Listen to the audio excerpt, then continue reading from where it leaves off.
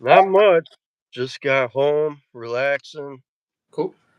about to sip on some water. Got me a little Jarritos Tamarindo. Oh, nice.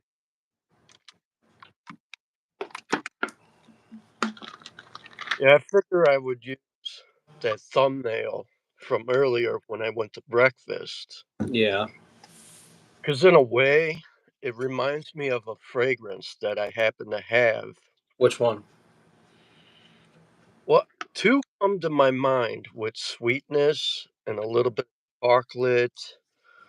In a way, Mansera Oud Cafe comes to mind. I mean, And I can kind of see that. That one's not super gourmand, but yeah, no, I can kind of see that. it makes me think of Oud Cafe, the way it comes off my skin. Okay. And then the other one is by Fortin Manley, Okay. Mr. Barkhoff, Purple Hat. It's got that dark, bitter chocolate. And the chocolate that I was eating today out of that cannoli cake was bitter. And I'm like, interesting. Hmm. Nice. Yeah. Well, So I only got a decan of that, but that is a really good fragrance. I've only ever smelled one thing from Fort Manley. I do have a bottle of it, and it's this late harvest. Yeah, I've seen that one. It's so good. It's like I, fall in a bottle. It's supposed to be a cherry tobacco scent, but it's not particularly sweet. It's more like okay, dry and leafy. okay. Yeah, I've seen, I think, Aura fragrance were out of stock, or Olfactory LLC has them. That's where I got this. They had this one for like 125. It's one of the few places I've ever seen it without, with more than like a 10% discount because those bottles go for like 250 Oh, for a yeah. 50 ml, and Olfactory Factory had it I think for 125. So I was pretty stoked on that. What's Yeah, up, Giancarlo? somebody threw a decant of this in with a trade or a purchase I made from a Facebook group years ago. I mean, I'm like probably like 3 years ago, and I nursed and nursed that decant. And I was down to the last couple of ml, and I had been searching for a bottle of this. And then when I saw this for 125, I was like, okay, it's time. Oh, yeah. I love cherry tobacco that has a really good smell. No, we're not siblings. We're not related. We're really good friends. And yeah, we call each other bros because, in a way, we're like brothers. Yes, we are. What's up, John Okay. Carlo? Good to see you, man. A Wasp Black. Good choice there, John. Thank you for stopping in. So, what did you have for snack? Any snacks today? Um, I had cold leftover pizza for breakfast. Uh, I had some like white chocolate, dark chocolate, and caramel cookies. There Uh, you go. but that's pretty much it. I'm not much of a breakfast person. I mean, like I like going out and eating breakfast every once in a while. I like breakfast foods, but I'm not a big fan of eating early in the day. So I Yeah, usually don't eat anything until around, I don't know, like 11 or noon. And I've been, I've got my son this weekend, so I was playing with him and taking care of him this yeah. morning, and I was just kind of like, running around and doing a few things around the house before I met you. So I'm going to be hungry by the time I get off of this. I mean, not that I need to get anywhere anytime soon, but I'm gonna need to go get me a late lunch. Yeah, I hear that. How old am I? I'm 42.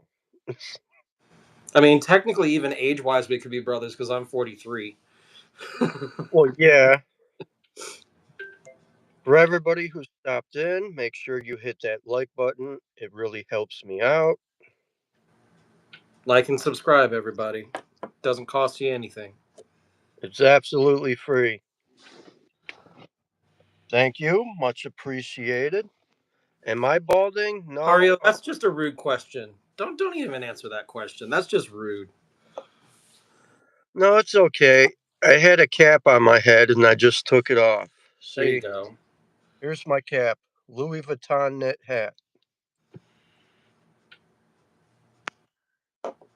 Uh, That's an expensive hat. yeah, it is. I've had it a long time. It just never went bad. I have a couple other ones and I just never wore them yet because this one is still in good shape and it keeps my head warm. Yeah. Yeah, I guess it's probably still a little on the chilliest side up there, huh? Yeah, it's still a little chilly here, which is weird. Yesterday, it was cold as crap in the 20s. And when I was at my job interview, it started snowing right on the docking area where the Crazy. restaurant is. And it was cold. And while I was there, this was interesting. I was talking to the owner and he was like, "Don't mind me cutting you off, but I gotta ask what you're wearing because you smell so damn good. No homo."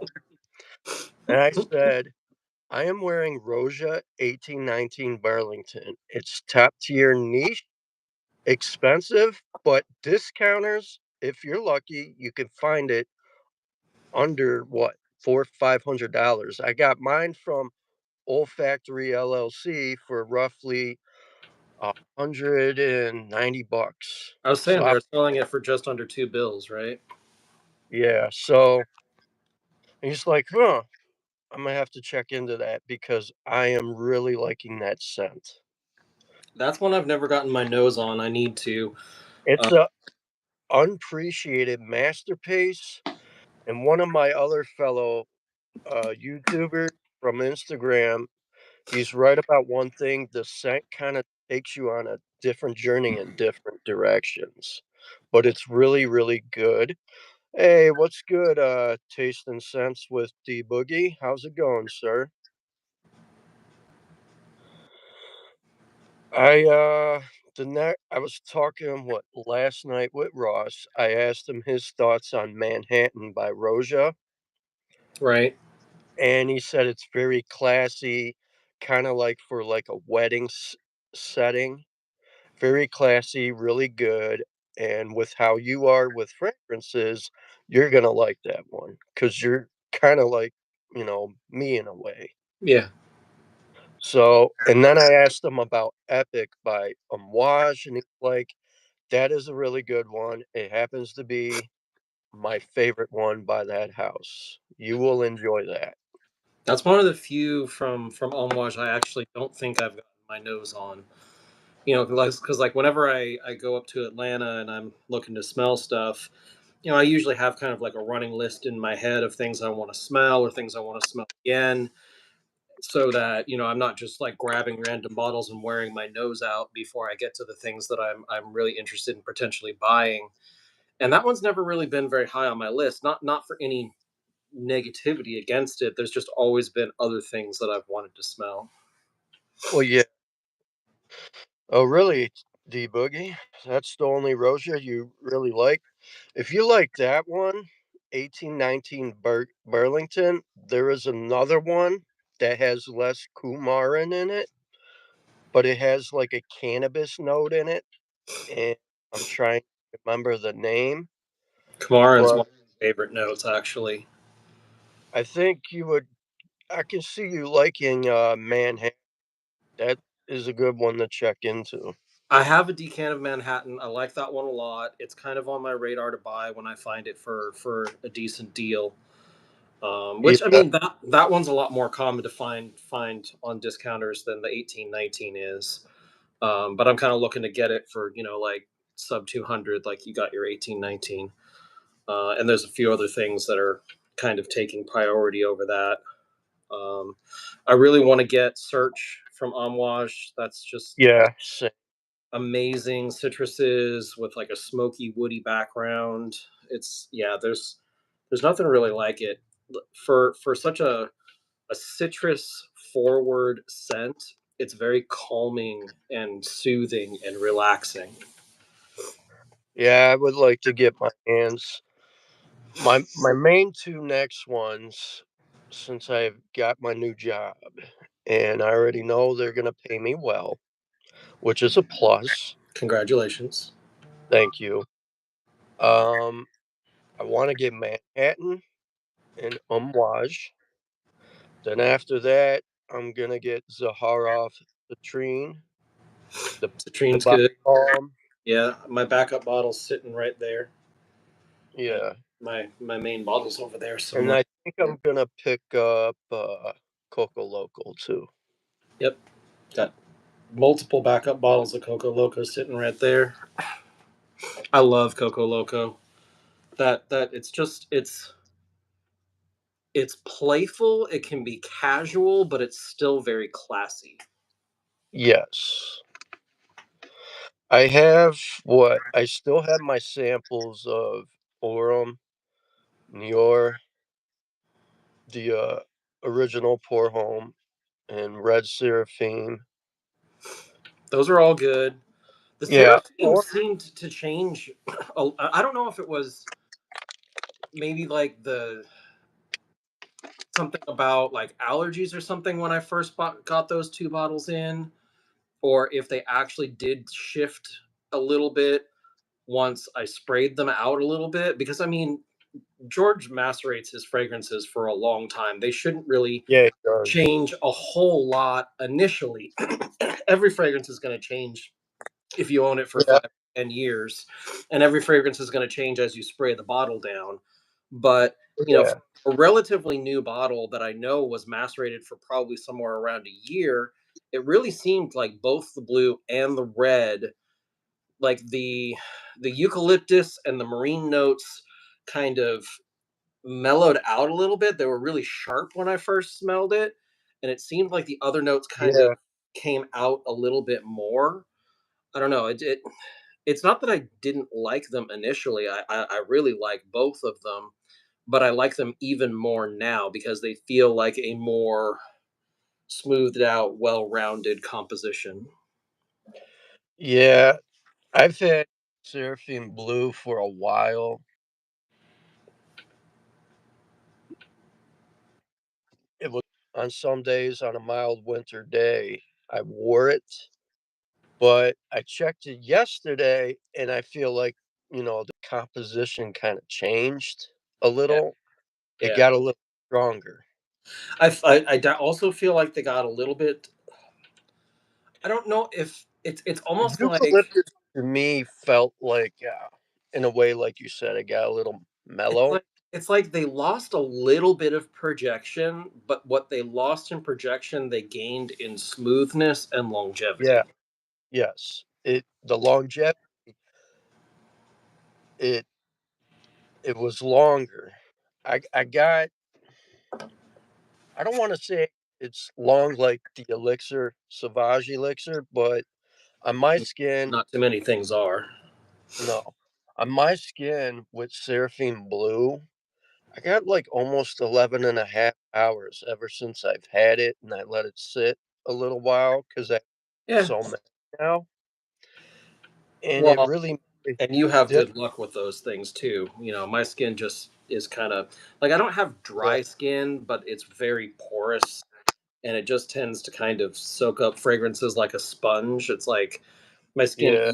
eats fragrances instead of letting them sit there and project. So, in some ways, that can be an advantage. I mean, I've told you before that I don't have a problem with wearing a progression of fragrances throughout the day, if things don't last particularly long in general or just on my skin. Well, Um, yeah. like if I'm home all day long, I could spray on three, What's up, four, five. LW Fitness? Haven't seen you in a while.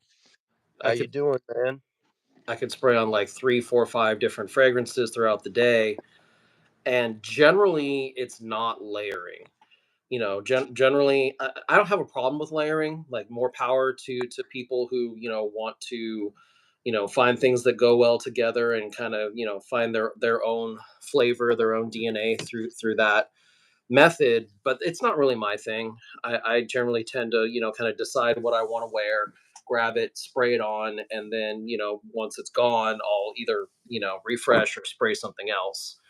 And unless I'm out and about, I'm much more likely to spray on something else than I am to respray something in the same day because I've got all this crap behind me. Yeah, I know. My day's been pretty good. LW Fitness. That's a really good one. Dylan Blue. Heck yeah. Uh, my scent of the day. I've been wearing the last fragrance I got in yesterday. I've been wearing Argos Pour Homme. That's niche. You Ooh, can, Tommy Fisher's rocking this one right here. Rosando Mateo number 5. yeah, you can find Argos Pour Homme. Forever Lux has it for about, oh, actually, no. My dude on eBay that I met, that my buddy Jason Sherrill knows, he put me on to a guy that's legit. I got Argos Pour Homme for 123. That's a steal. Yeah, so there's a guy You on almost never eBay. see. I'll put the description down there when I edit this video. And it's olfactory nose on eBay. You could find some top tier niche fragrances dirt cheap. He hooks shit up. And you can ask him to ship with UPS. He might charge a couple bucks more, but it's well worth it. And you can get your hands on niche fragrances cheaper than retail. So I figure I'd throw that out there. Yeah, seeing the 100 ml Argos bottles. I mean, even the older ones, I because mean, I could grab it. I'll go Porum's been out. Yeah, into go my ahead. house for a minute because it's Porum's been nice out out and I want for to sit outside. Porum's been out for a few years, so you do sometimes see that one on discounters. Yeah. But I mean, usually you don't see it for less than about $200 for the 100 ml. Well, yeah. So yeah, sub It's one stuck thirty there. is a steal.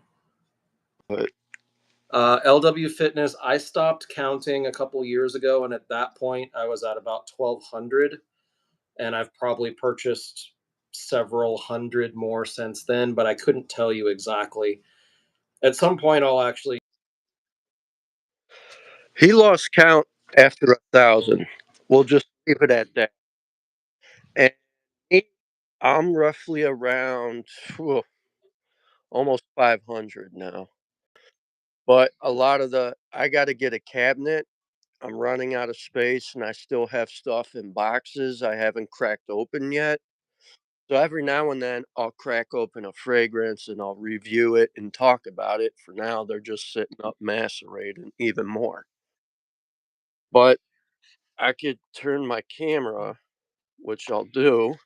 As you can see, here's the presentation of Argos Pour Home. It's a classy looking bottle. I'll put it up in the light, as you can see. I mean, it's got jewel, it's got the top presentation. This one is absolutely a fresh, masculine, and it's very regal So and here's a question for you. This will really kind of. good. Here's a question for you. The cap is the square on the top part of the cap. Is it plastic or glass? The cap, Yeah. it's heavy and metal. It, Okay. it's Well, metal. I mean, I know it's got a metal coating on it, but so they redid both their atomizers and their caps not too long ago, and on the newer Argos bottles, the caps are painted glass, and the Okay, and the atomizers are pressurized. I mean, they've always had good good to know. atomizers, but they used to have non-pressurized but still very good atomizers. All right, well, since you guys are here, I'll kind of. I'm just curious whether it's But like old dead stock or if it's one of his a newer bottle. here we got my far offs. Put them Keeps up front. flipping. There's the beast. that performs on me. It projects like a mofo. This You know, really that projects. the extreme, I love it. I absolutely love the way it smells. It Then here's projects some really of this. well. It doesn't last very long on me, unfortunately. I get like 5 hours out of it, maybe. It's a beautiful bottle. And the only other rose I have right now is the Elysium Pour Homme Parfum, the cheaper one. What else? The only other new one I got is the Louis Vuitton Pacific Chill. Yeah, Jason, that's what I was saying is that he changed over all of the caps and the atomizers. I was just wondering if the one that Mark got his hands on was one of the newer ones or one of the older ones. Give it a spray. Let's see if the atomizer is pressurized. I don't think it is. Yeah, that's it. It looks like one of the older We'll caps, see. which is probably why that guy was able to offer such a good deal on it. It was probably dead stock somewhere that he got a good deal on a quantity of them. I mean, the atomizer's not bad. Yeah, that's how the old ones were. Yeah, so Which it's they not. like everything from Argos has always been quality. Like I'm not trying to say that the older stuff is worse by any stretch of the words. It's just like that's one of the few ways you can tell between fragrances that have been out for a while whether it's newer Well, stock an or old. older bottle. Because Yeah, I was on Argos the other day, and I was, you know, I messaged. I actually messaged him, and I said, I showed him my bottle. He's like, "Ooh, you got the old school bottle. You got the old school cap. Awesome." And then, and then I was on the website checking some other things out, reading some things, and I really like how he incorporates Roman and Greek mythology yeah, into uh, creations, what makes him who he is with his house. That's cool because I'm a huge fan of Greek and Roman mythology. I yeah. love that Oh yeah. stuff. Actually, speaking of Argos, I've had this one for years. Triumph of Bacchus. You can see it's got that well Yeah. aged color on it. It's got the older cap, older atomizer.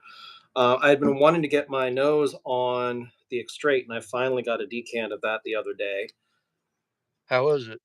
It's lovely. It's really nice. Is it Um, cheaper? it's super redundant. Does Oh, that necessarily mean that I'm being negative towards it? No, not at all.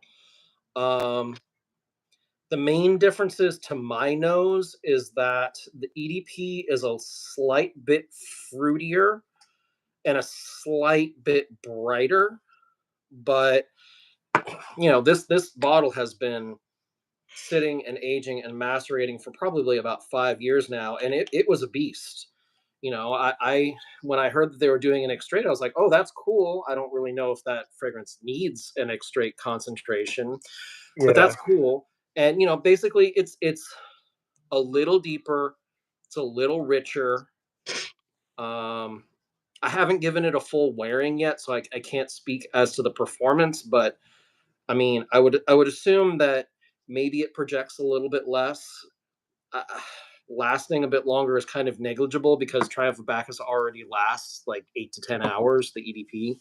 Well, yeah, too. So yeah, I need to give it a wear.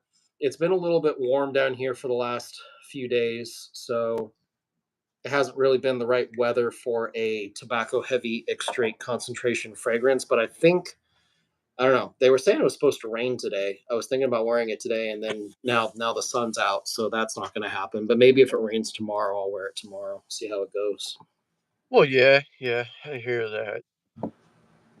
So, since there is some redundancy, I'm just gonna get the extra version. That's my next I Argos. mean, that's what I hear everybody saying. And as I said, I haven't given the X-Ray a full wearing yet. But honestly, I find the fruitiness in the EDP a little more interesting than the X straight. And it really, like, I'm splitting hairs here.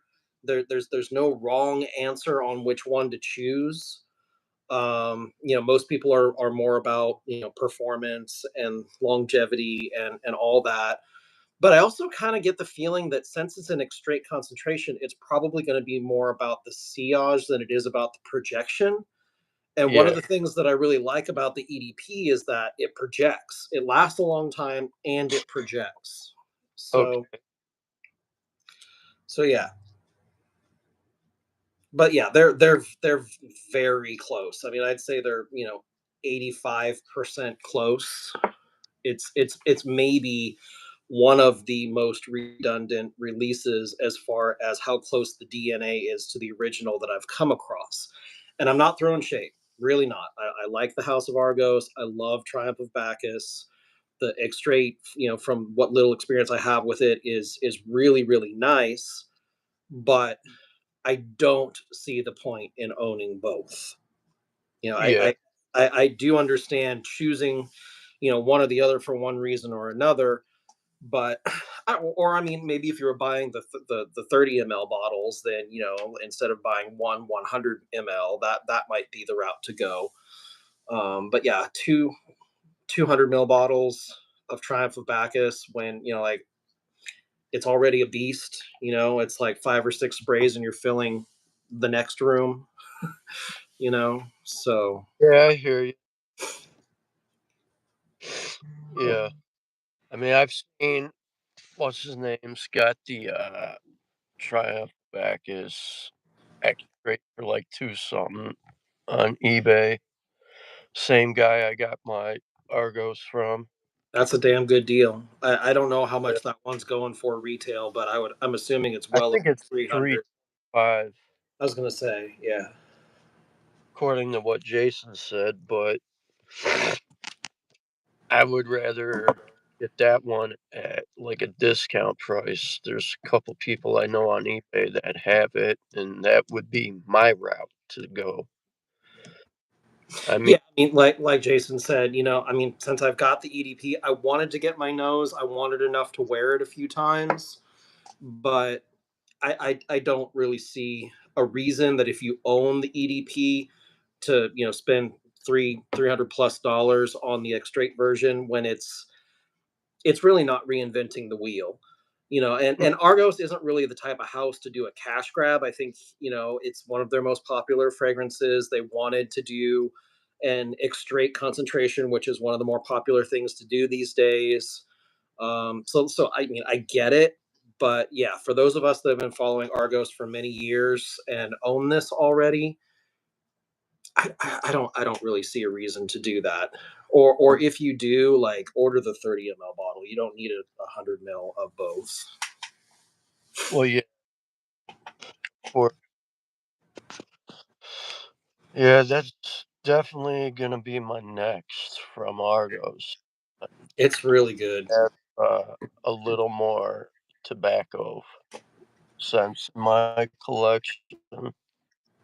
The only tobacco one I really well, no, take that back. There's a couple that actually have the true nature of tobacco. This one That really this one very much smells like a kind of like dry cigarette tobacco full leaf. Because once cigarettes are processed and rolled and put in the pack, they smell different. But yeah, I live here in South Georgia. There's tobacco fields all over. It's not hard for me to go smell some dry Virginia tobacco, and it's like that plus a dried cherry. It's not particularly juicy or sweet, but it does have a little kind of dry fruitiness in the background. yeah, I believe Christian decided to go X-straight with lately with a lot of his stuff. Well, I mean, That's it's kind of been the trend recently, um, or at least unfortunate. Yeah, it's a lot of people are popular. starting to go X-straight these days, but the only few tobacco scents I have, well, 4. Lalique, Ombre Nior. I get that cognac, but it has a good tobacco in it. I have Man's Red Tobacco. Then I Right. have Tobacco Vanille by Tom Ford. That one has like a drier, drier scent of a tobacco. Yeah. Actually, And speaking of that one, go ahead. then I have what's the other one? Zaharoff Leather This is Tobacco. one of my favorite tobacco Yeah, fragrances. Tom Ford Tobacco Oud yeah. tobacco whiskey. Some people say it smells a little sweaty, and I can kind of see that. I mean, for what's technically a designer oud, Yeah. it's a tiny bit challenging. It's not nearly as challenging as some niche oud or some Middle Eastern fragrances. Um, but yeah, this stuff is so good. And I searched for a good What's deal up, on Grim? for a really long time, and I never really found a great deal on this because it was never super popular. It never got a whole lot of hype. And Well, yeah, I eventually ended up pulling the trigger for like $215. I want to say I paid for it. yeah, I've seen that was on my radar to get. I still have your, list you gave me a while back Yeah, of tobacco scents. So yeah, I it down and I made a list and I just been checking them off as I go. nice. So Yeah, I've probably got, I don't know, maybe 60 or so scents that are either based around tobacco or have a fairly present tobacco note in them. It's one of my favorite notes.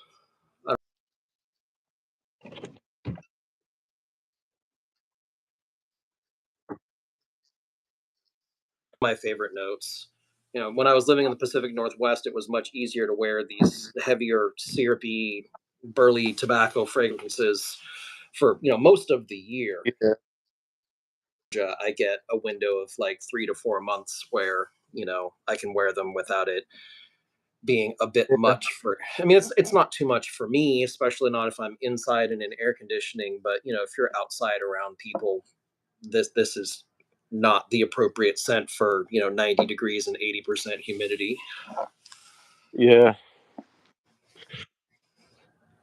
I really when I first got my nose on the Argos for home yesterday, as soon as I sprayed it in the air to see what it smells like, that sillage is just like it was a wow factor for me. See, I've always heard, Like I've I heard. I like niche more than your average typical designer fragrance Sure. because I feel like you get more for your buck. There's Eh, Depends on the niche. It depends on well, the yeah, nose. Like well, yeah. I there's mean, plenty of people out there that are like, I don't understand why people pay over $300 for a 50 ml bottle when I can smell good for less than 100. Or there's the well, whole clone community that's like, I can smell good for $40, and no doubt, but well, yeah. I there's mean, something magical to some niche fragrances. feel like this is just my opinion. I just feel like how could I put it? I just feel like with say Zaharoff, Argos, um, Amouage, I feel like there's a little more art there, if that makes sense. It does. I mean, it seems The to way, me, I mean, the name niche is fitting, right? Because they're yeah, trying to appeal to a smaller section of the population, right? yeah, They're not trying to, necessarily be mass appealing. I mean, there's houses like Parfums de Marly who have totally gone that direction where they're trying to be artistic and as mass appealing as they possibly can at the same time. That's fine. I love Parfums de Marly. I own most of them. Um, but most niche is when they're not busy being inspired by and copying each other. They're yeah, trying to make things that really captivate a small population, you know? Like they're okay with 70% of the people that smelling it being like, "Eh, whatever." And they're okay with 15% of those people being like, "Eh, I hate that." But it's the 15% that loves it that's their target audience that's going to actually, pay two, three, $400 for these fragrances. Well, yeah, I couldn't. I mean, I wanted Pacific Chill by Louis Vuitton for the longest time. I was hesitant for 8 months because I just, you know, my go-to is Zaharoff because I really like his stuff. Yeah. It does more for me, and then once I got around to getting in the Louis Vuitton, because not because of their clothes, I like their cologne more than their, clothes. The only thing I think I have by them is a belt and a couple of hats.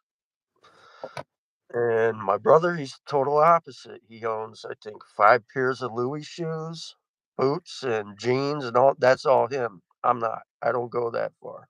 I don't know. My whole thing with mainstream couture clothing in the last 10 years is that I it mean, it, it doesn't what I seem like it's on the same level. all I wear. It doesn't seem like it's on the same level as those companies were putting out 15, 20, 30 years ago. Or, when it comes to, like Gucci, like the classic Gucci dress shoes. The ones that are made today, they're nice, but they're not worth 2 grand. You could go No, get they're not. much better, much nicer, higher quality shoe for half, maybe even a third of that. Yeah. It's just not going to say Gucci, So I think a lot of times in these days when it comes to fashion, people are paying for the prestige that comes with the name. They're paying for that luxury feeling they get owning a piece from this couture Yeah, brand, that's what and my that's brother that's fine. is. Yeah, I That's have totally no problem fine. with. I'm not judging those people, but it's not my preferred thing to do. I mean, I own a Gucci belt. I've had it for 15 years. It still fits, still intact. The only time I wear it is when I have somewhere special to go, whether Right. it's like graduation, a wedding, or I'm just casually dressed. And yeah, I'll wear my Louis belt, Gucci belt, and all that. Yeah. But like a knit hat, yeah, it's not bad. $300. Yeah, it's still pricey, still expensive, but it's what I like. Yeah. Give me a second, dude. But yeah, and then oh, happy birthday to your daughter, Jason. I hope she has a good.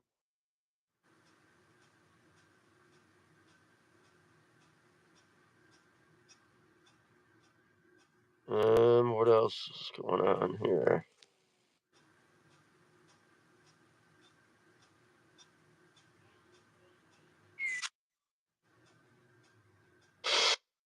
What's going on, Grim?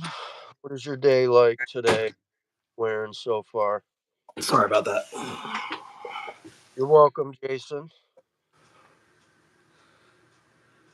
So yeah, um, I'm still got Mancera fig me up, but I'm gonna wait until Fragrance Spy gets it. I have a real hard time paying more than like 75, $80 for Mancera's. I don't. I have so much, and I don't really feel the pull most of the time to buy something when it's brand new.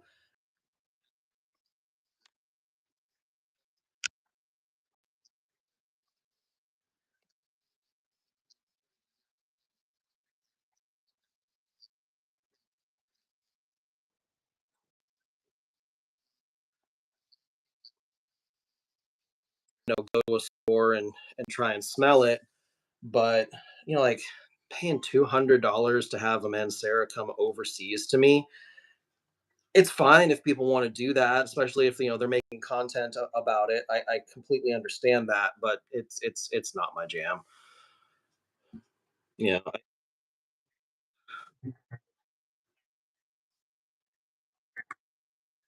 sure.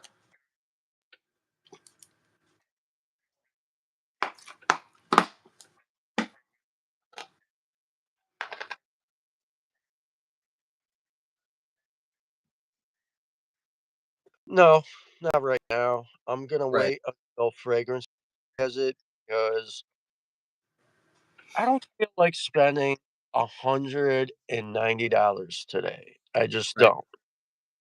And I said, if Zaharoff had a new Seraphim black or a yellow or purple out, then yeah, I'm gonna spend there because I'm getting my money's worth.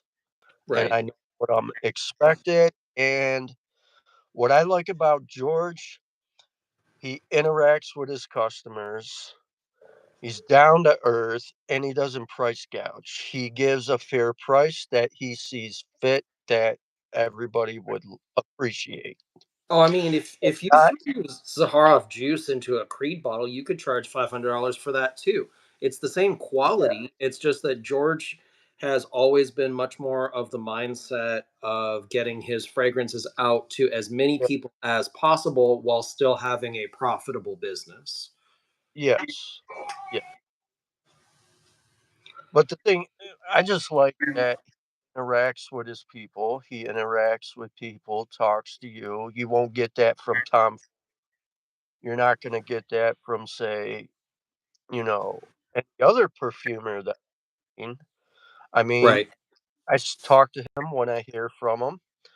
I hear from Christian occasionally on Instagram from time to time when he isn't busy, right.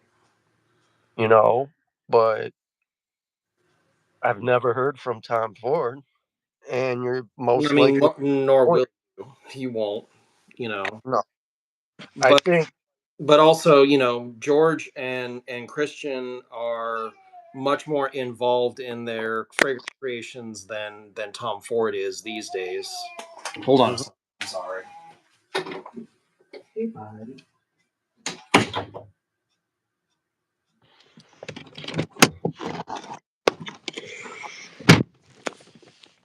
yeah, he does that from time to time.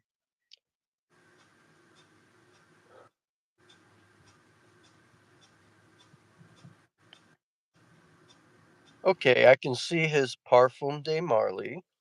You got Percival sitting up there next to a mind game. And then I see, what is that? I think that's a Prada. Then I see the Precious Treasure sitting on the third shelf.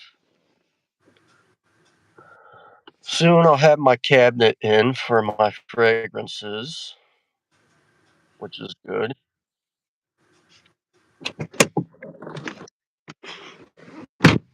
But anyways, today I went out to my favorite restaurant earlier for breakfast, and I wanted some hotcakes, and they brought me back this cool looking cannoli cake, and it made me think of Joey Cannoli's live stream last night.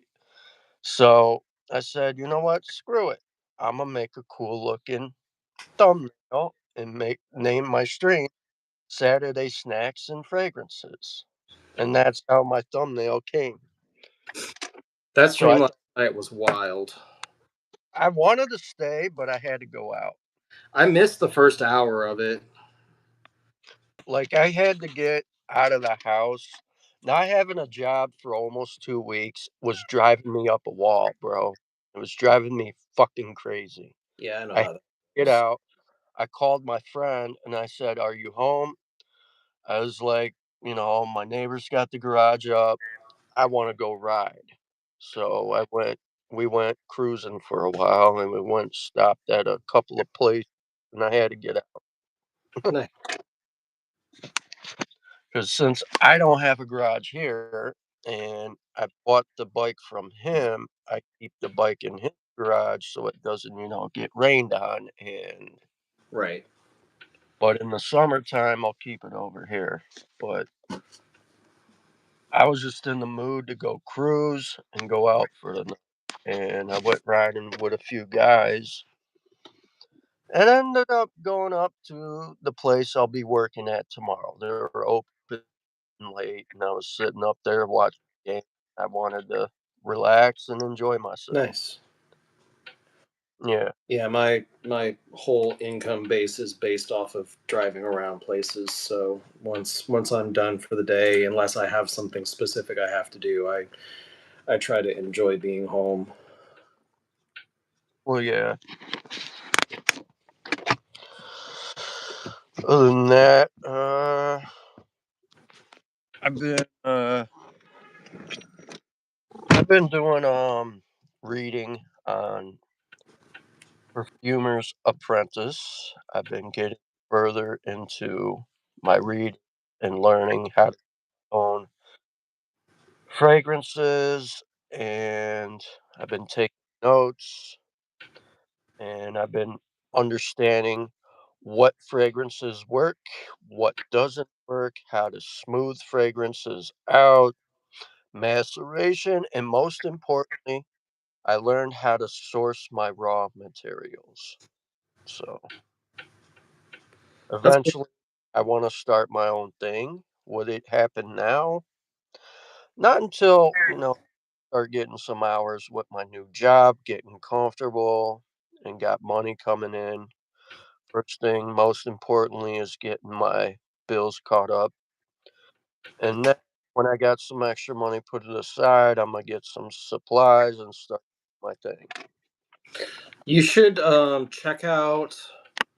There's a house out of Arizona called Fzotic, Fzotic, and I forget the owner's name, but if you just look up Fzotic on YouTube, he has the owner is the perfumer for that niche brand, and he has a lot of content about how he goes through creating fragrances. I think you might really enjoy that. It might, I don't know, it might give you I've some ideas. uh, I've been checking out Sam. I picked that up from the guy I became friends with. His name's Jerian. His house is called Natif Parfums. I He's haven't heard of that one. he's based in Louisiana. And I picked it up from D Boogie. He Oh, talked about it, and he has this fresh fragrance called Swamp Water. hmm, And what Clarion wanted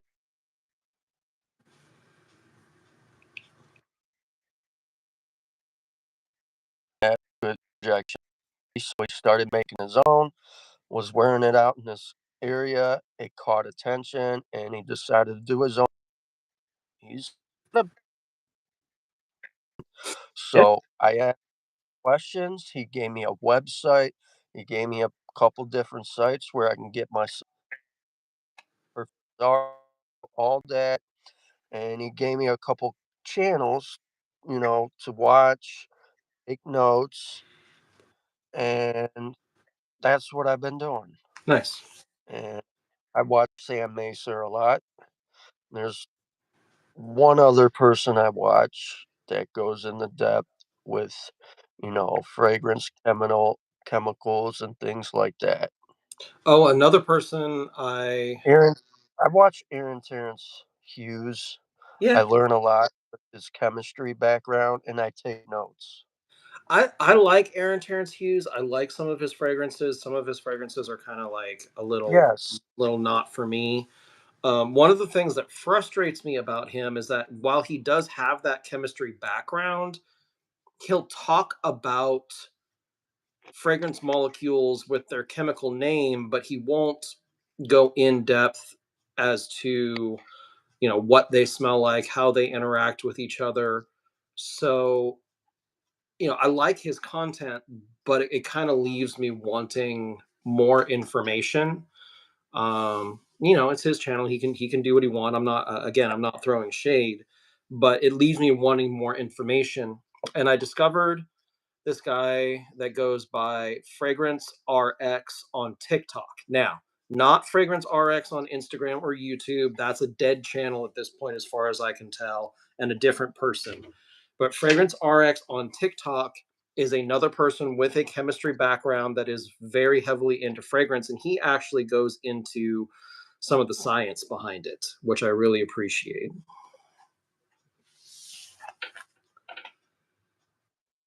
Yes, yes, D Boogie. Natif Parfums is no joke. I talked to Jerry a lot, and when you spoke about it, I decided to find him on Facebook. I messaged him, and he didn't have to give me the information, but he gave me his best advice, and since then I just been learning. Well, And I mean, I think most people in the perfume industry, they're they're a lot more friendly when it comes to yeah, sharing information.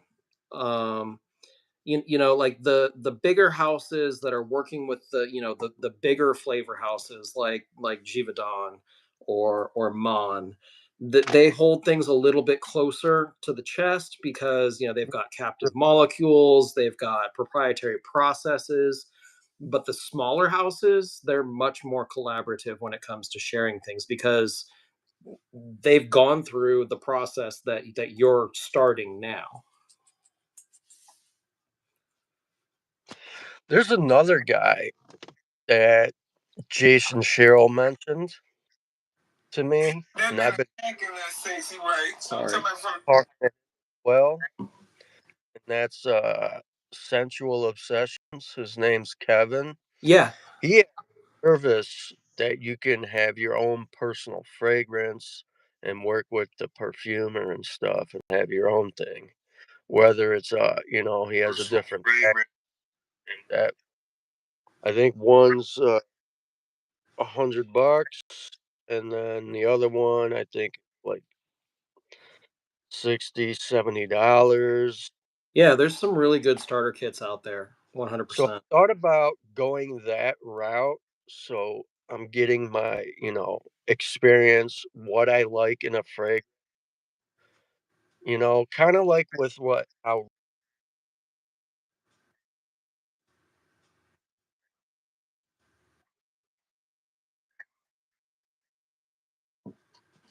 Right.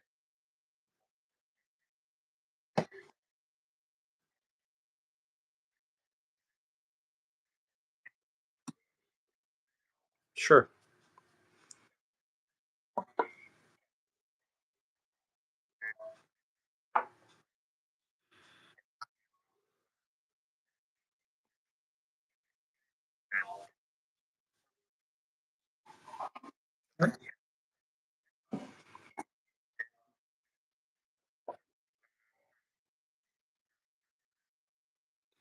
Sounds like it would be like whiskey and like petroleum leather and some maybe even some like smoky notes, some rubbery notes. You could even have some like medicinal oud in there that would almost give it like that mechanic shop kind of smell. yeah, because I told him like there's a you know notes out there that can give you that rugged leather feel out on your bike, Yeah. cruising, running miles, doing what you guys do. Yep. And they're like, that's fucking badass. I hell yeah, we're all for it. A friend of mine actually left this with me, and it's got some very sweet notes, but it's also got very much that kind of mechanic shop thing going on. It's one of the new Born to Stand Out extraits oud candy. um I like it. I like it a whole lot. My friend's kind of iffy about it, and she's like, well, if you wanna, like, buy it from me, that's great. And I'm like, well, let me wear it a couple times and see what I think. But yeah, this is a house I don't know too much about. I've heard really good things about Born to Stand Out. This is from their brand new line that was released like I want to say like 2 weeks ago, maybe even less than that. Um, Hey, what do you Hey, look at this guy, my cat, being sneaky. Come on, you get out of there. But it's definitely got that kind of oud in it that's of that kind of, medicinal mechanic shop, almost kind of like Gucci Guilty Absolute kind of like, very, yeah. It's not animalic, it's not fecal, it's not barnyard, it's not pissy, but it smells like lubricating oil and machinery. Yeah,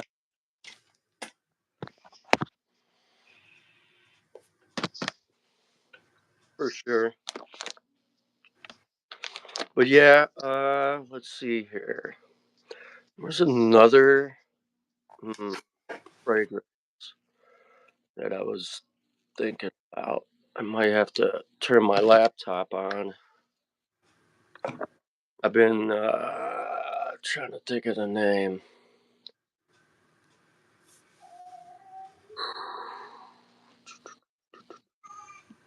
Something Joel told. Something. Joel's Matrix. Yeah, he gave me a couple of names, That and guy's got good taste. yeah, Like he does. he has a really varied taste too. Like he knows the clones and the inspired by stuff really well, but he also knows the niche stuff really well. Yeah, he gave me. He got back to me finally, and he gave me some fragrance houses that are kind of newer, but they're Yeah. really good and affordable. And I'm kind of drawing a blank, and I'm trying to think of the name of the house. Trying to think of some of the more oddball things I have. I mean, not too many people. They're not a small house, but not too many people have heard of Bordeaux. This is Hoya de Cuba. It's kind of like a lighter, fresher blonde tobacco scent. It's actually one of the few tobacco scents I have that you can wear when it's a little warm outside. Um, Obvious Parfums is kind of interesting house. They're very environmentally conscious. They usually do scents that are kind of based around one note. This is un patchouli. This is un musk. This is a very kind of wet, sweet, classic patchouli without smelling like a fish concert. And then un musk is very much a molecule perfume. It's got like 5 or 6 different types of musk molecules in it. Um, Wow. so it's complex and simple all at the same time. Um, it's very approachable, but it doesn't really smell like much of anything else out there. You can kind of say it's got like aspects of this or aspects of that when it comes to other molecule perfumes.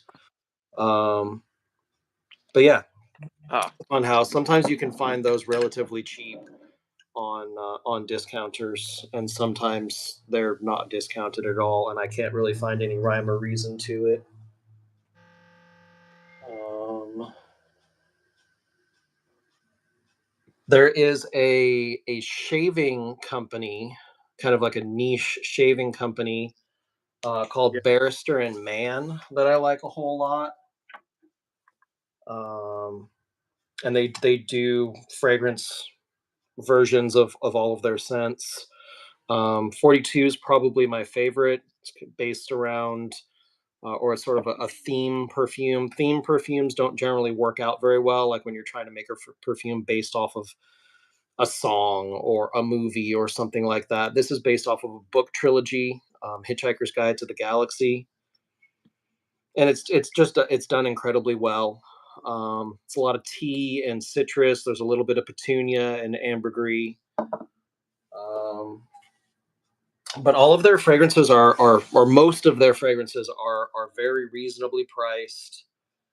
Um, this is Cheshire, which is kind of based around Earl Grey tea. So black tea, bergamot, dry, zesty, leafy, really nice.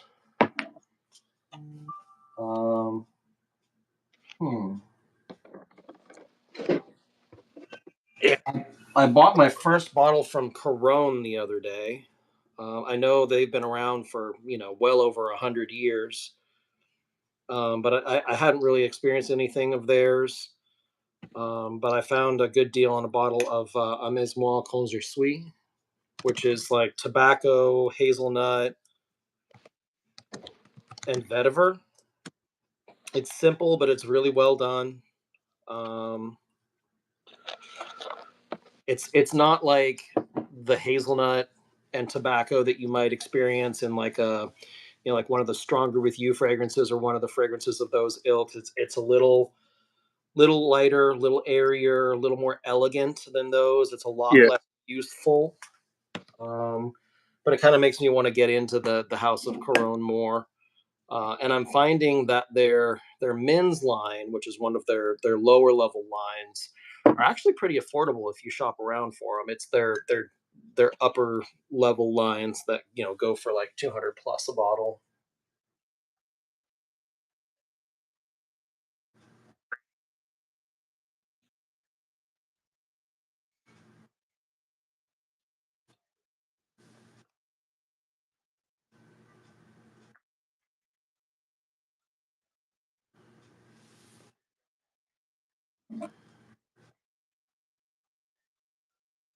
Or my game, yeah.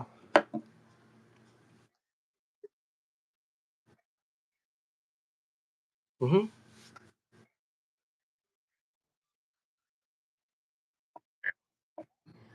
Tight, yeah.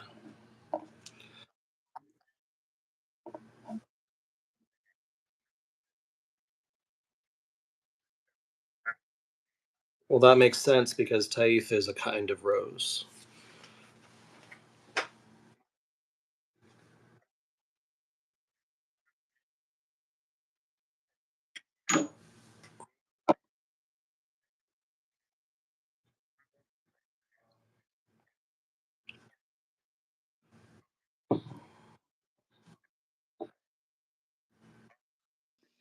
Aren't talked about much. One popped up, so I started reading Right. about them. So that list to check out sometime, and I want to explore that house. Then there's still another one I'd like to check out, which is Omar Lug. Oman luxury. I Yeah. like, Yeah. yeah, I like to check out. What is it? Uh, Oud Akig Oud Akigala wood. Oud, It's are you not. thinking of Oud Aqualaria? Yeah, Oud Aqualaria. That's it. It's not youthful, but it's sweet, but it's more elixir, Hmm. more for like a mature audience, is how Justin Copeland put it. Okay. Aqualaria is an interesting note. Aqualaria and artichoke are the same plant. Artichokes are the buds, and aqualaria is what you call it when you use it as a decorative plant and you actually let it bloom into a very pretty, very big purple flower. Um, from my experience, the actual plant itself doesn't have a whole lot of floral scent to it. It's more of a kind of an earthy green type of thing. Um, but yeah, yeah, it's definitely an interesting note.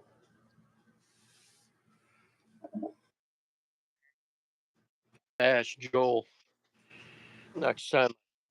Thought I'd written the names down, and I'm kind of drawing a blank, and they're relatively affordable, and they're not super expensive, but they have great projection, longevity, and sillage.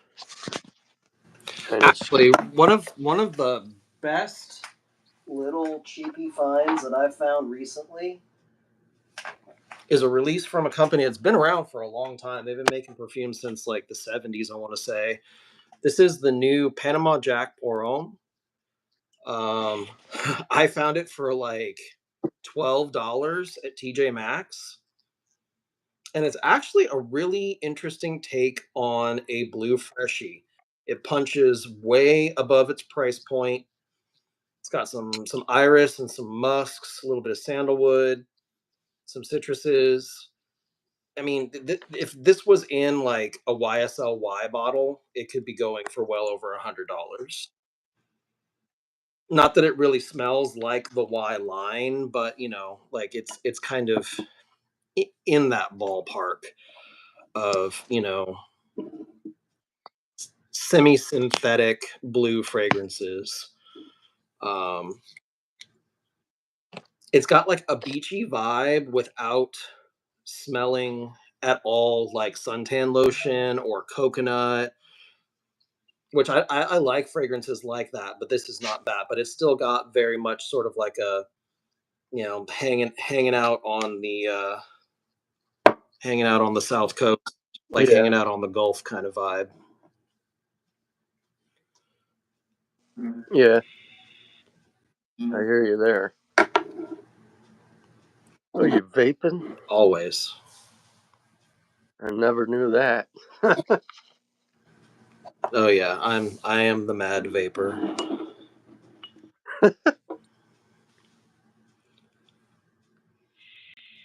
Yeah, I never really got into that other than cannabis vaping. Yeah, I mean, I smoked tobacco for like 15 years, and I tried to quit a couple of times unsuccessfully, and then one morning I just woke up and I'm like, you know what? I'm tired of my mouth tasting like an ashtray. I'm tired of my clothes smelling like the cigarette just like snuffer at work. I'm tired of spending, tons of money. I'm tired of going outside in the rain or in the heat to smoke a cigarette because, I would never smoke in my car. I would never smoke in my house. So, you're going outside when it's miserable in one way or another all the time. And I actually quit nicotine entirely for like 2 years, and then 2020 rolled around, and I was living in Seattle, and the lockdown for the pandemic was pretty bad up there. And there was one day that was just like, man, I really want a cigarette. So I went and I bought a pack, and I smoked that pack, and I smoked a second pack, and I was like, I don't want to go back to this. And I had went through a phase before I had initially quit where I was doing both, and I stopped vaping because it was too expensive to do both. But I just I was playing around with the disposables for a while. I'm not a big fan of the icy flavors, and it's hard to find disposables that don't have any of that icy aspect to it. But eventually, I was able to find a vape juice that I really like, and some vapes that have like replaceable pods, but the Yeah, battery itself is reusable. So that's what I do these days. all right. And, and I will be right back. I gotta let's. fucking. My cat knocked out the internet thing. I gotta hook it up. Uh oh, that's not Yeah, good. right back. Uh, yeah. Well, I guess this is suddenly the Sonderscent show. Um, Actually, one of the fragrances I've been wearing a lot recently is from a house that most people that are into fragrance have heard of, if not experienced. It's from Frank Boclet. This is called Vinyl. Um, and it doesn't really have a vinyl note. I know a lot of fragrances a few fragrances recently have had a specific vinyl note. But this is kind of based around the concept of vinyl records and rock and roll, and the kind of the ambience that comes around, like sitting in a club with like listening to a jukebox. Um, it's got a lot of cola, a lot of whiskey. I think it's got a touch of oud in the base, but yeah, it's very much amber cola whiskey, um, spicy, maybe a little bit of citruses, but it very much smells like a whiskey in Coke, like minus the alcohol. Um, and it dries down to an incredibly beautiful amber, spicy amber. I actually picked this up a couple of years ago, and I didn't wear it much, and I don't know why. but it's really been calling to me recently. Unfortunately, it's starting to get a little bit too hot. I was telling people about Frank Boclet vinyl. Um, Now it's starting to get a little bit too hot to wear it. The cold weather here in the South only lasts for about 80 or 90 days, if you can even really call it cold. Although this year, South Georgia, multiple inches of snow. I never thought I'd see that when I moved here, but the town I live in got 7 inches of snow. Like a month, 5 weeks ago. That was crazy. I know that's absolutely nothing to you up where you're living. You're like, oh, 7 inches of snow. That happens, every week for the last four Yeah, months. But yeah. Ohio. The best way I can describe Ohio weather, it's bipolar. 1 minute, like today, it's sun shining out. The snow is melting. It's like 37 out. Tomorrow's gonna be in the 20s again. right, And then Monday, it's gonna be in the 50s. So, it's weird. yeah, So it gets it's weird. So, I just wear whatever I feel like wearing, regardless of the weather, unless, if it's a hot summer day, I'm not going to wear a heavy fragrance with oud in it because I might just ruin somebody's mood. right. I just won't go there. But what I like about Argo for Home is the opening. You get beautiful Scottish gin note. It kind of feels like you really pick up the alcohol from it. It has a distinct flavor, but I kind of pick up like a saltiness, like a rind, kind of like a rindiness. Like a lime rind. Yeah, like a rime lined. And then the lemon, the lime come in. You got this beautiful, intense citrus. It's very sweet. And then the orange start to come in, and it's like I just peeled a orange and decided to eat a orange. It's a juicy orange, and then you get that deep, robust Scottish pine that just wraps itself around the top notes.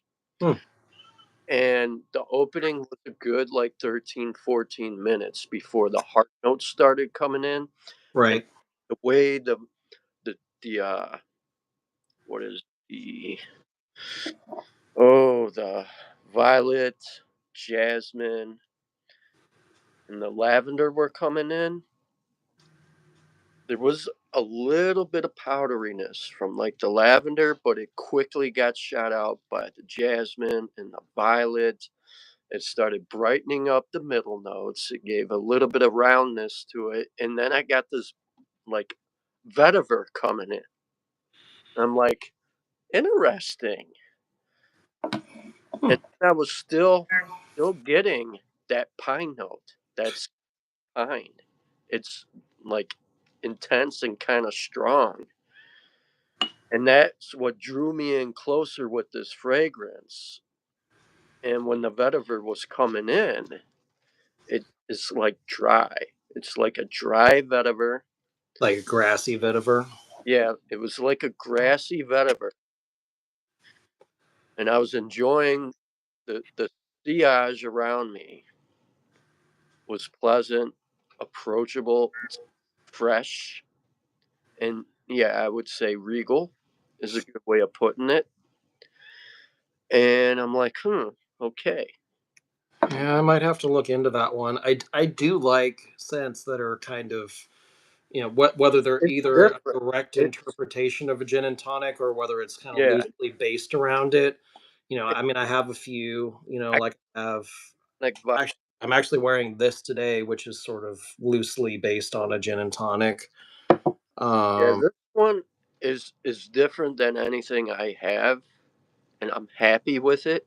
But when them heart notes started coming the way the sage started coming in a way, I felt there was like a herby smoke vibe to Hmm. it, an herby smokiness, not like Gaiac wood, not like some heavy smoke, Right. but it had that sage like from an incense, like Well, burning I sage, mean, cleaning your house. It had that smoke to it, and then you got this really nice Mysore sandalwood coming in, and it got kind of not creamy, yeah.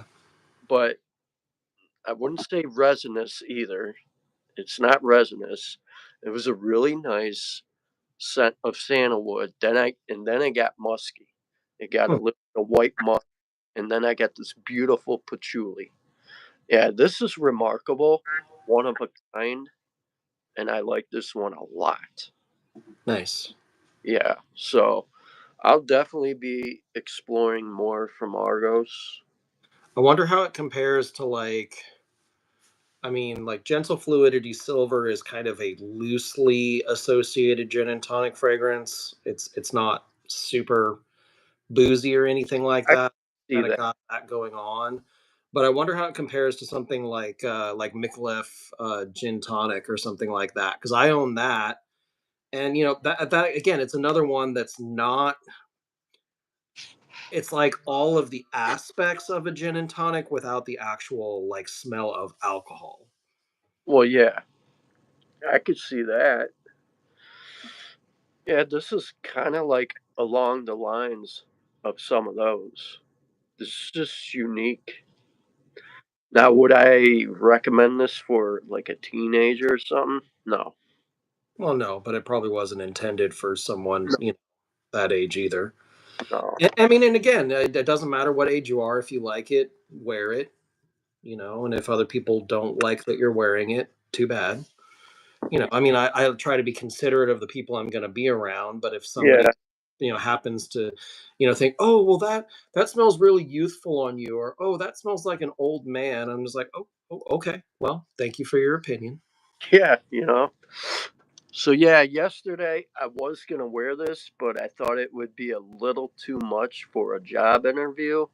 So I Yeah. decided to wear 1819 Burlington. Hmm. And when I was walking in, that one, by the way, really projects on my skin. And when I was walking by people, people were turning their heads like, that guy smells good. Hmm. What he's wearing. I never smelled something like that before. I only own one Raja. I have Enigma Parfum Cologne, but whenever I wear that, I always get compliments. People are always like, "Oh man, you smell so good," or "Your car smells so good," or yeah, Yeah, so then I recognized a waitress there that I haven't seen in years from like high school.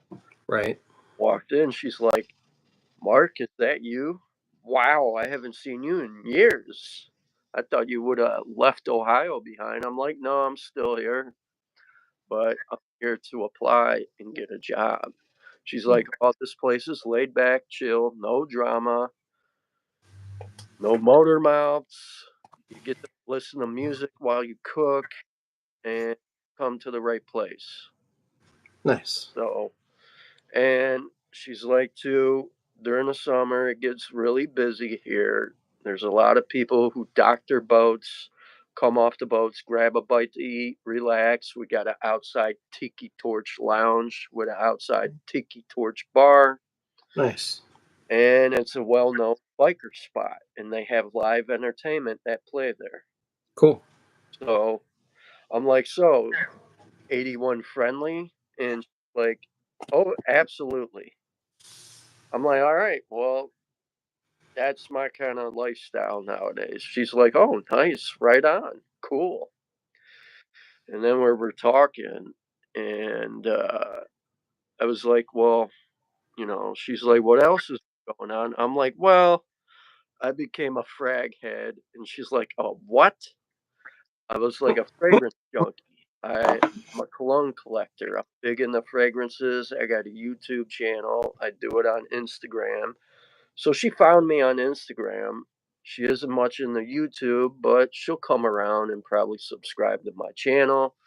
And then her dad, which is the owner, he I was talking to him and he's like, "Oh, you're Mark. You were recommended by my good friend Jack. You're looking for work." Well, I'll be honest with you, we're kind of dead right now, but it'll pick up next month. But Right. I will still get you in and get you as many hours as I can. For Right. now, have you dish and prep. But if you want to, if you're up to it and you Yeah. have interest, I will properly train you how to cook because we can really use a third cook. Cool. I'm like, hey, I'll help wherever see fit. I'll do the dishes. I was like, I worked at one restaurant for 10 years. I'm good at pizza. You won't have any trouble there. He's like, well, we make pizza. We have a brick stove oven. I'm Nice. like, cool. I could do that. Just, show me, presentation, how you want the pizzas done, whether they like it well done, light bake, whatever. I could time it with my eyes, but I still use a timer on my phone. Brick ovens are cool.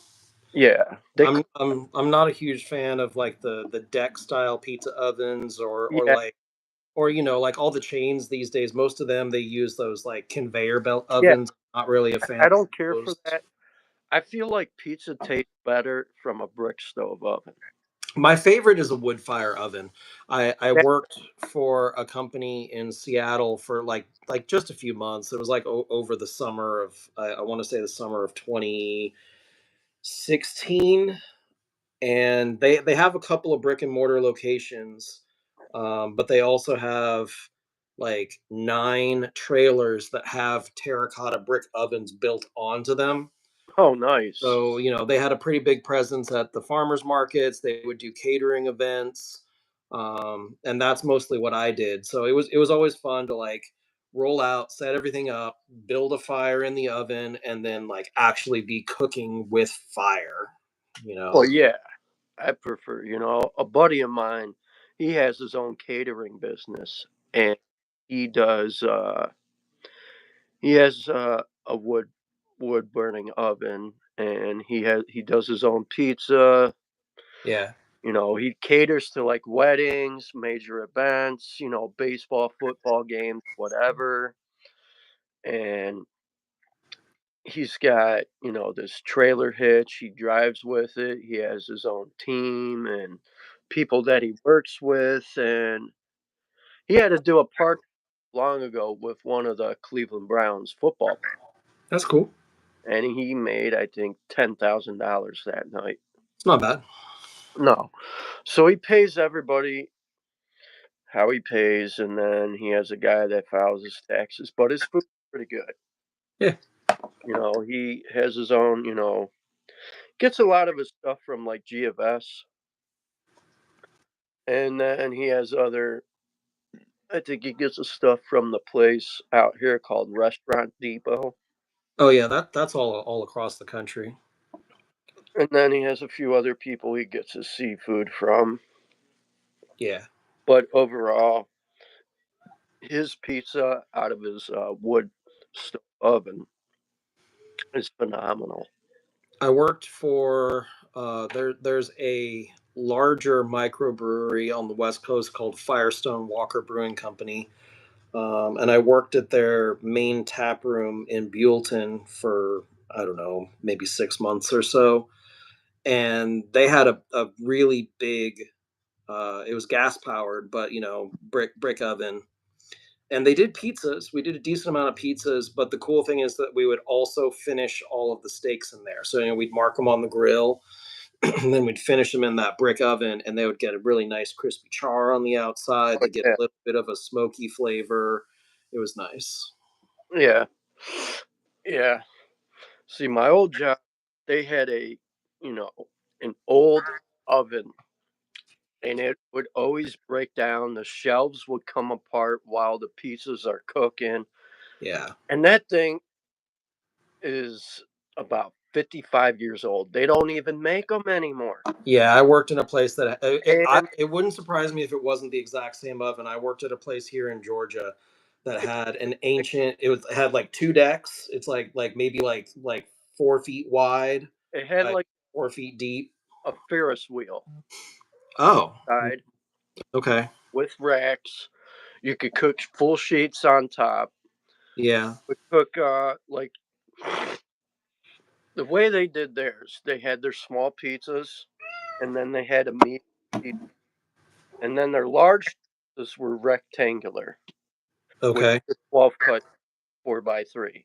But even with the large, you do 10, 15, 20, 24 cut, and all that.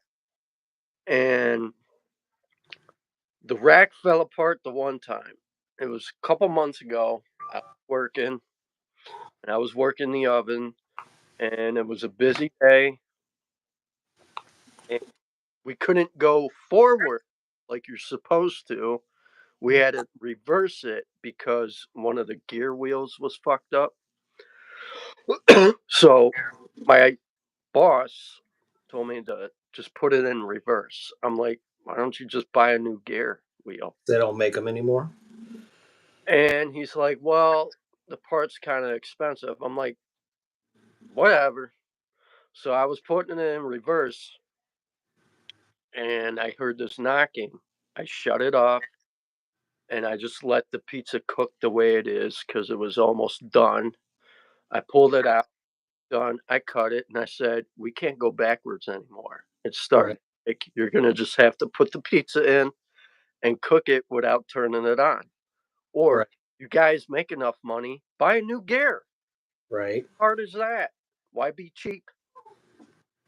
So I'm kind of glad I got away from there because the environment was just way too negative. I Right. had, and then with like the factory, I had to get away from there too. And I need a change of scenery. And when I walked in yesterday, the place I'll be working at is called the Castaways Bar and Grill. Right. And it's quite kind of fancy, 5 star, and they get a lot of business. And when I walked in, it was friendly. Yeah. So, Yeah.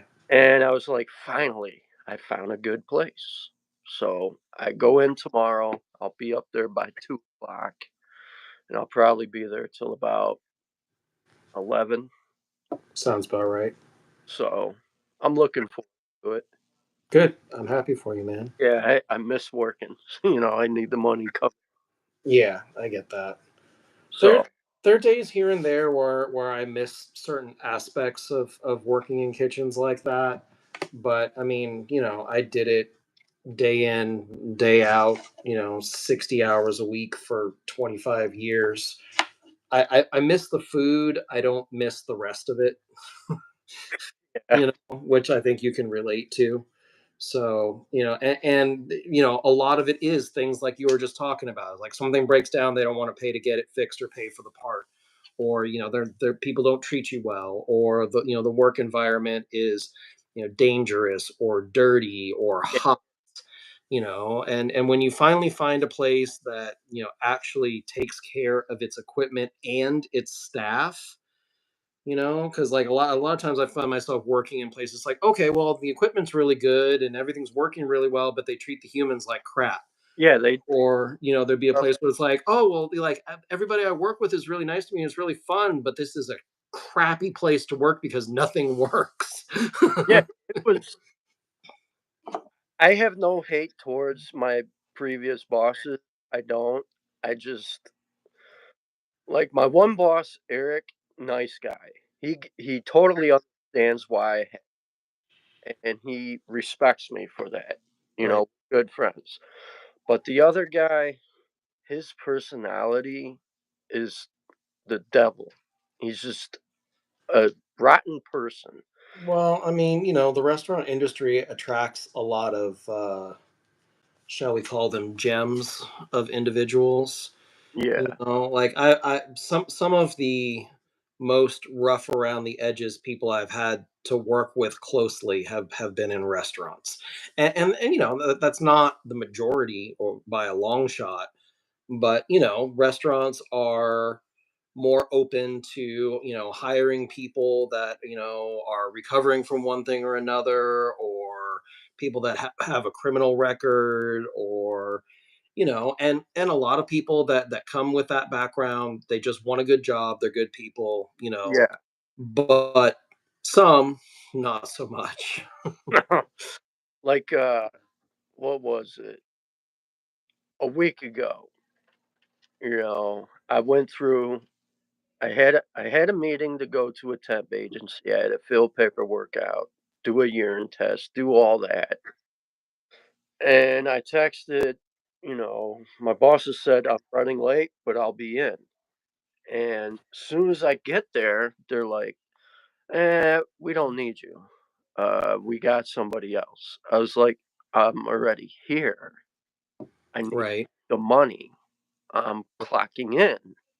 You don't want, you know, call law enforcement, but I'm working. So my other boss, as I call Junior, made a fuss over it. So my other boss, like, here's a few $100, go home, see you tomorrow.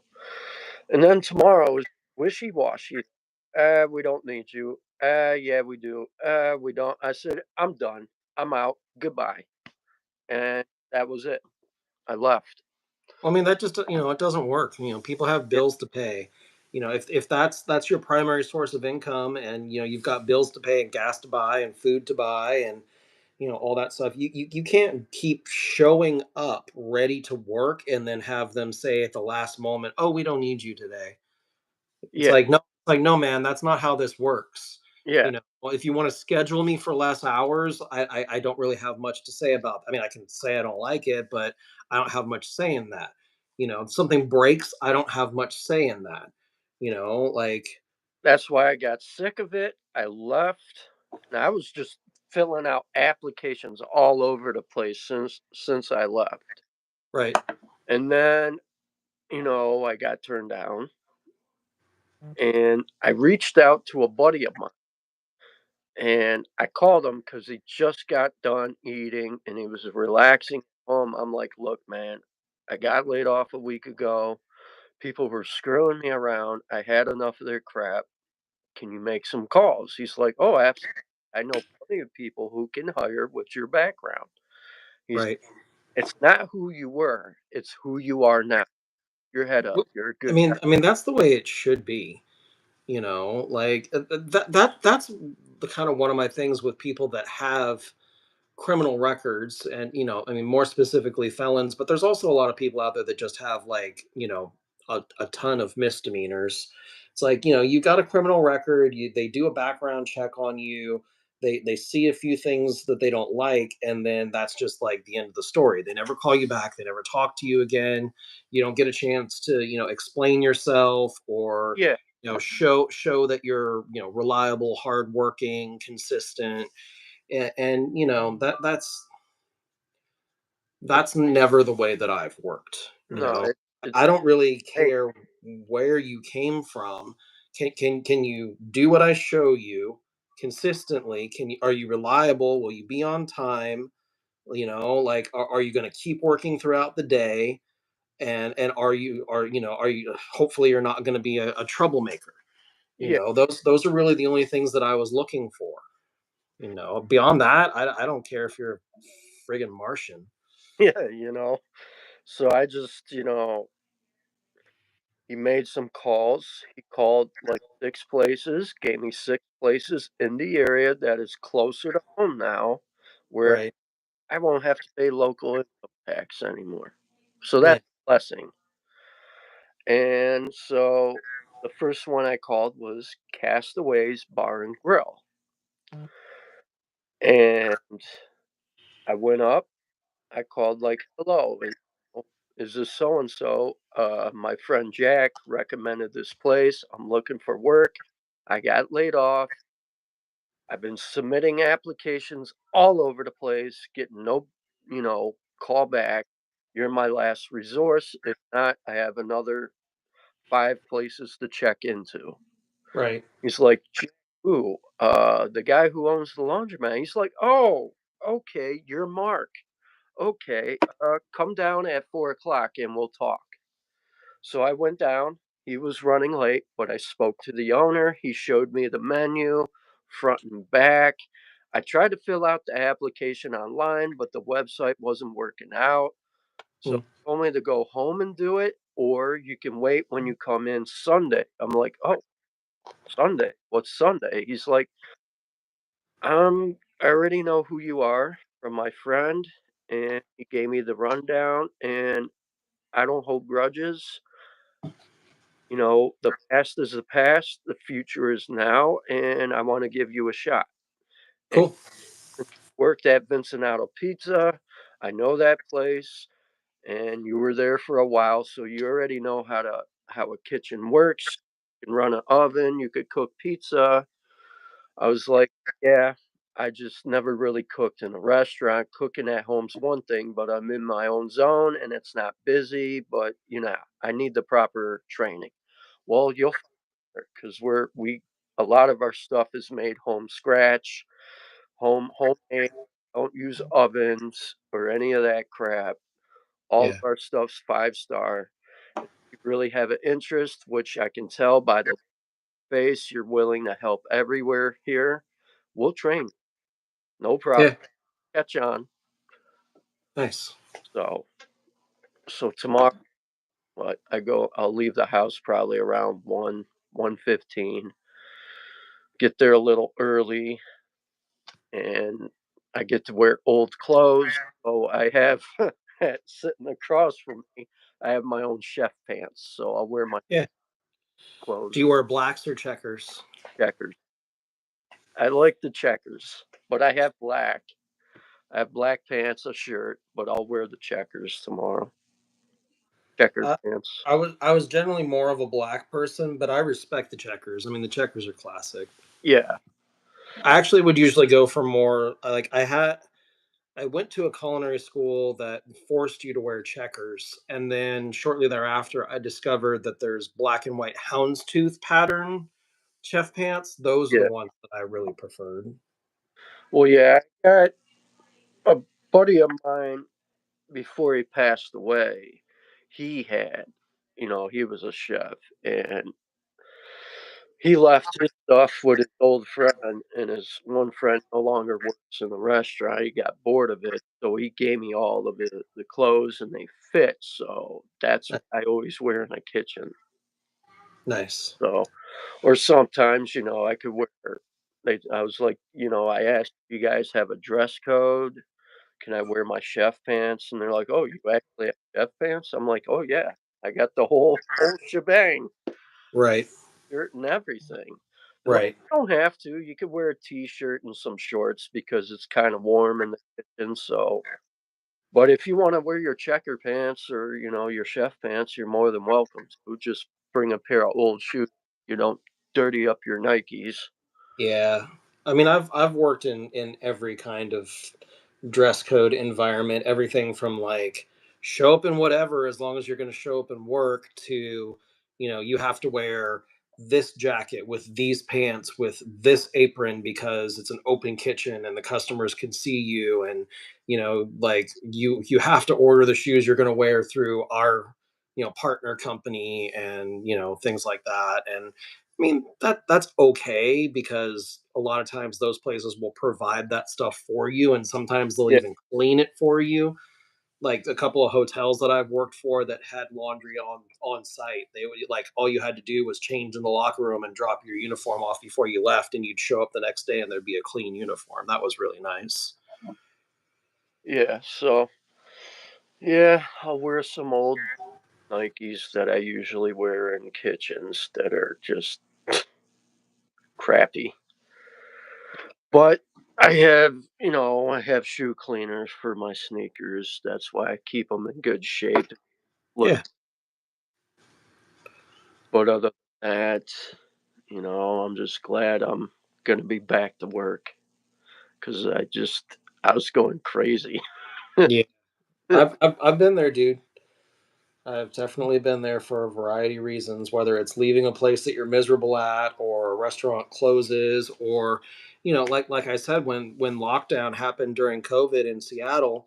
I mean, I think it was like the last week of May of 2019. I walked into work. They passed out a letter to every single employee that said that we were closing down for 1 week, and then nobody came back for a whole year. Yeah, like I full on like had to go and get like a pandemic job after the extra. I mean, I was getting unemployment when that extra money was coming through. I was getting that, but when that extra money dried up, I had to go find something else because Oh, regular employment. The amount that you get for unemployment when you're like a mid level manager for a hotel barely pays the bills and doesn't yeah. leave for anything else. So Yeah, it just when that COVID stuff happened, we got the call when I was at work and they shut everything down. And the dining room wasn't open anymore at that restaurant. We could yep, only work in the kitchen and do pick takeout. right, And man, it was rough. And then like the how they have it set up in that kitchen for like dishwashers, they had to wash everything.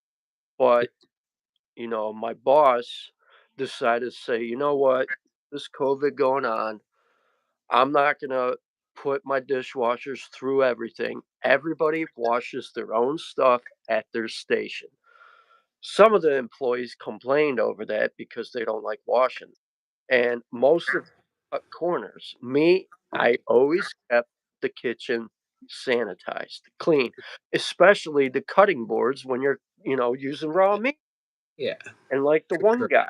the one guy where I worked, it was called Vincinato Pizza. He would cross contaminate the cheese bin constantly when he puts his hand on raw bulk sausage that you use for a topping on a pizza. Yeah, I'm like, what are you doing? You can't use that cheese now. You got to throw it out and clean that container. You're cross contaminating stuff. right. Going to get one of these elderly customers out there who probably have health issues sick. And guess what? You're going to get this place a lawsuit. Yeah, or a pregnant woman, that would be Yeah. almost worse. And I'm like, I said to my boss, I'm like, where do you pick up these guys?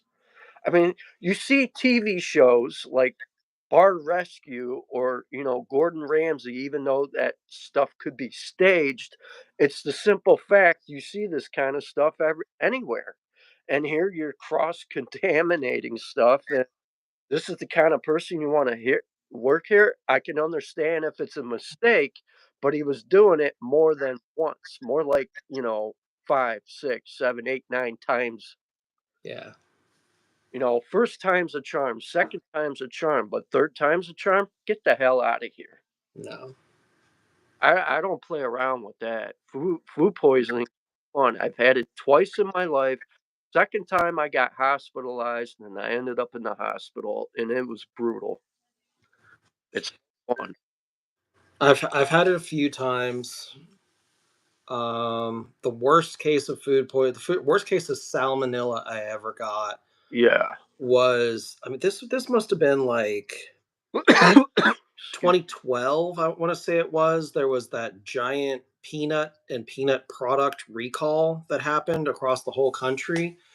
Well, literally the day before all of that information started getting broadcasted on the mainstream news, I yeah. ate I ate a peanut butter Cliff Bar, Oh, and within about 12 hours I was running a fever of 104 and couldn't keep anything down, and everything was coming out the other end.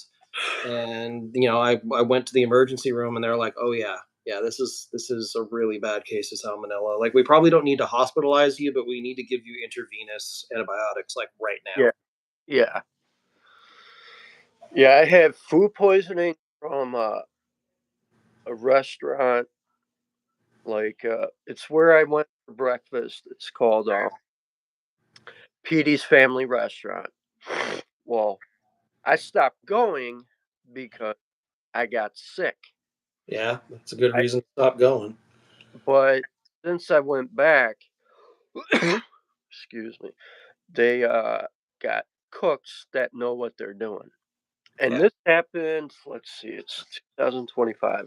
This happened around 2013. So, I always got this, a burger they had. It was called, Petey's, uh, Petey's Favorite Burger, and it would, it'd be a nice big, brochet bun, Yeah. half-pound burger. I always got it medium rare because they had, Angus beef, steak, burger kind of, meat, Yeah. and I wanted a little juicy, and I would have, they would toast the bun for me, and when it came back, I'm eating, I bit into it, and after I looked, it was just raw, bloody. I'm like, "Oh, fuck this." That's no good. And I ca ate quite a bit. I was starving. I took a big piece, and after that, I put it down. I just ate my fries, and I ate my coleslaw, had a slice of pie, and I kept my receipt like I always do, put it in my wallet. When I got home next morning, I'd say more like middle of the night, I was throwing up, you know, I had a rough night. Right. Next morning, I went back up there. I was like, "This food got me sick. I'm going to the hospital. Whoever's cooking, you better get rid of them." And they're like, "Oh my god, I'm so sorry." And it was one of the friend of the family. The wife was there. She knew who I was, and she gave me my money back. And she's like, "If you want, I'll pay the hospital bills. I'm sorry this happened to you." And that cook is gone. I'm getting rid of him. And he got fired. Yeah. And after that, I wouldn't go back there. I Yeah. I don't blame didn't you. want to take a chance. And then today, I went in, and they haven't seen me, but they why. And my friend's wife was there, and she's like, "Oh, hey, long time no see. Just so you know, we have certified chefs now, and they know what you're doing. You're never going to get sick again." So I was like, "Well, I'm here for breakfast. I want some hotcakes. What's new?" And she's like, "You Right. tried the cannoli cake." I'm like, "Cannoli cake? Okay. Yeah, sure. Why not?" And I was like, "I'll get some home fries too, plain home fries." Then I had a cup of apple juice and all that. And when it came back, the way the presentation was, I'm like, "Oh, I got to take a picture of that and show it to Joey. He'll Right. he'll like this." And that's when I posted on Instagram. I said, "I asked for hot cakes, but instead they brought me a cannoli cake." I tagged them. I was like, "This made me think of your channel." I was like, "Have a good weekend." And he liked the picture and he thought it was funny. Yeah. Joey's a good dude. Yeah, he is. Yeah, Well, I've been hanging out in his channels lately, his streams. his streams are wild, man. I mean, they're always a lot of fun, but they're usually pretty wild. Yeah, yeah, they Like you see that you're in jail slide come up on the lives almost every stream these days. yeah. His stuff can think it was what? The one day I was there. Jason popped in, Spence, you were there, and it was the karaoke night with Becca and what is it, strawberry cakes when she was Yeah. doing her song in Italian. Yeah. Becca's a trip. Yeah. Yeah, I got all sorts of interesting thoughts about Becca. I don't really know exactly what's going on with her. I think a lot of things are going on with her. But I Yeah, mean, she's choosing to be there. She's not forced. She's not being like coerced with money, as far as I yeah, know. So like it's her choice to be there. It's her free time. So if she could leave whenever she wanted to. yeah. But It's just like that sub fam we had. That's a lot of calories. Well, I mean, you got to consume a lot of calories to maintain a figure like that. Well, You know, yeah, I'm just saying. Like well, yeah. I'm not the type of person to fat shame. I've got some No, fat no, I wouldn't. myself, but at a Hard certain person. point, you've got to be consuming like 3-4 thousand calories a day to maintain that level. Well, yeah, like mm, I just when I saw the mayo, the bologna, and then sushi, and the bread alone is enough calories because that will make you feel full after a while. But then, processed white bread, and I'm just like white rice on bread. Like, are you begging to be constipated tomorrow? yeah, white rice bread. Oh man, I think she's a phenomenal person. I'm kind of new. I got absolutely nothing against her. Yeah, I It seems like she's see having a good time. It personality. seems like she's a good sport. I hope that she really does feel that way and she's not just, tolerating things that she doesn't like for attention, because I know a lot of times people do that. Yeah, Uh, unfortunately. but no, no, I crack a lot of jokes at her expense, but at the same But yeah, time, if people were cracking jokes at my expense, it's not like I would have a temper tantrum and rage quit. It's like if you're gonna dish it out, you better be able to take it. well, yeah, I feel the same way. I just, I struggled with weight. You know, when I was a kid growing up, I was husky. When I ended up in juvenile prison, I was a big boy. Right. But then I started eating right, working out, and I lost all the weight. When I came home, I was 175, and now, you know, I got no room to talk. I have a bare belly, and I mean, I've always preferred to have a keg over a six pack. I'm just saying. it's like I swallowed a turkey. I Yeah. got a 16-pound bowling ball, but I have no fat anywhere else. I just have a stomach. I'm losing weight. I am watching what I eat. There's some exercises I can do, some I can't because it affects my low blood pressure issue that I have. I get too lightheaded, so Right. there's only so much I can. But I mean, what caused me to gain all that weight is because I was full blown alcoholic. All those calories from alcohol, from Yeah. beer, much. Yeah. It'll do it. I was weighing 285, and right now I think I'm around 225. So Nice. not bad. No, not bad. So, I do watch what I eat. Maybe once a month, I'll treat myself, buy a thing of frozen yogurt, like ice cream, and I'll measure it and I'll have a little bit of sweet, but that's like a once a month kind of thing. The hardest thing for me, like when I'm home, I eat relatively healthy. I usually will cook dinner, even if it's just me. My problem is, being out on the road for Yeah. 8, 10, 12 hours a day and trying to minimize my expenses while working. You know, Unfortunately, in this country, most of the cost effective options for sustenance are trash food, you know? So Yeah. might be delicious, but it's horribly unhealthy.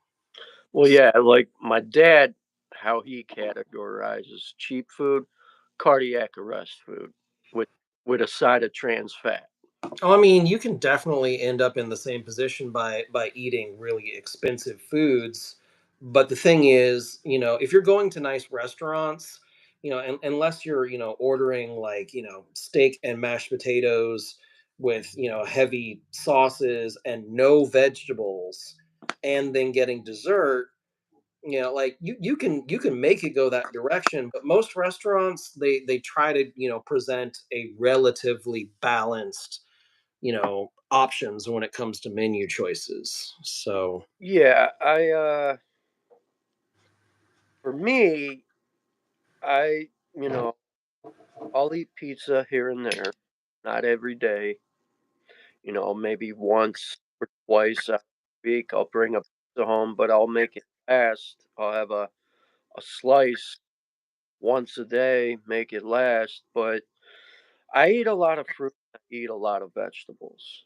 Yeah. I've been eating, as how Ross put, healthy, boring food. Yep. So Well, hey, brother, I got to get rolling. We're almost at the 2 hour mark. Uh, yeah, if you want to keep going, more power to you. You got nothing but my support. But I got a couple things I got to get to before the afternoon is done, and then I got to get started to make dinner for my son and I. So yeah, I'm probably gonna cut it, and that'll be it. I got cool. lost track of time. Cool. Well, yeah. I mean, thank you so much for having me. It's a good chat. Had some good participation, Yeah, and yeah, man, I'm sure I'll talk to you soon, one way or another. yeah. All right, brother. Thank you All so much. right, have Sir. a good one. You too, brother. Peace.